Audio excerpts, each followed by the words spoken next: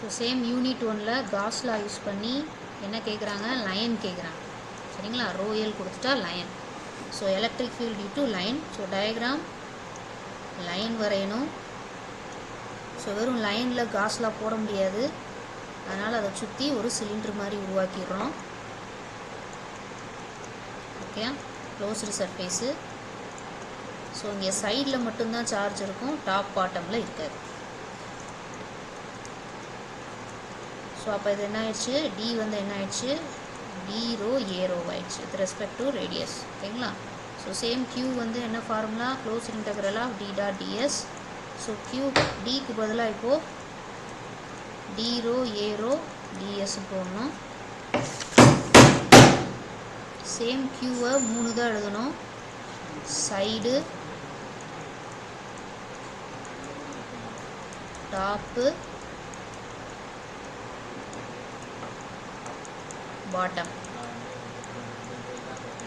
So லைனுக்கு side தான் வரும், டாப்பு பாட்டம் வராது. அப்போ டாப்பும் 0 ஆகிடும், பாட்டமும் 0 ஆகிடும், சைடு மட்டும்தான் வரும். ஓகேங்களா.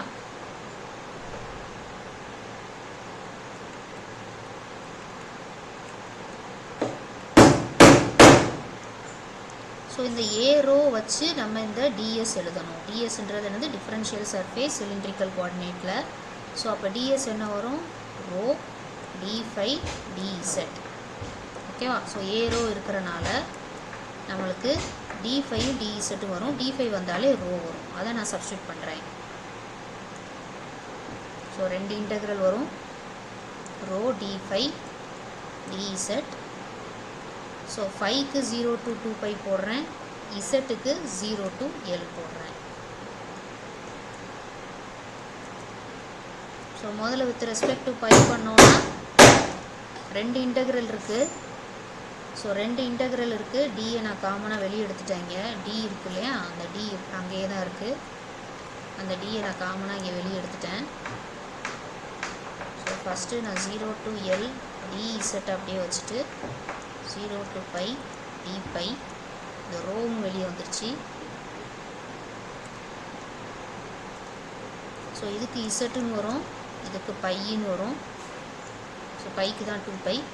ஸோ இசட்டுக்கு 0 to L போட்டால் எல்லுன்னு வரும், பைக்கு 0 to 2π போட்டால் 2πன்னு வரும். இப்போ D rho L into 2π. Okay, Q's equal to. So அப்போ இதுலேருந்து டி எப்படி வரும், q divided by 2π rho L. அவ்வளோதான். ஓகேவா.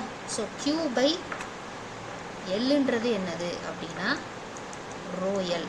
அப்போ இந்த q பை எல்லை நான் என்னவா எழுதிக்கலாம், ரோ எல்லுன்னு எழுதிக்கலாம். அப்போ d is equal to rho L divided by 2π rho. ஓகேவா, 2π rho. ஓகே. ஸோ d வந்து e, இதுலேருந்து e எப்படி எழுதுவாங்க, d by epsilon போட்டால் வந்துடும்.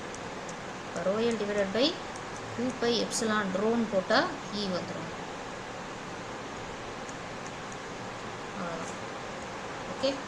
ஸோ அவ்வளோதான் லைன். ஸோ லைனுனா சைடுக்கு மட்டும்தான் வரும், டாப் பாட்டம் வராது. சர்ஃபேஸ்னால் டாப்பு பாட்டம் வரும், சைடு வராது. இது ஞாபகம்.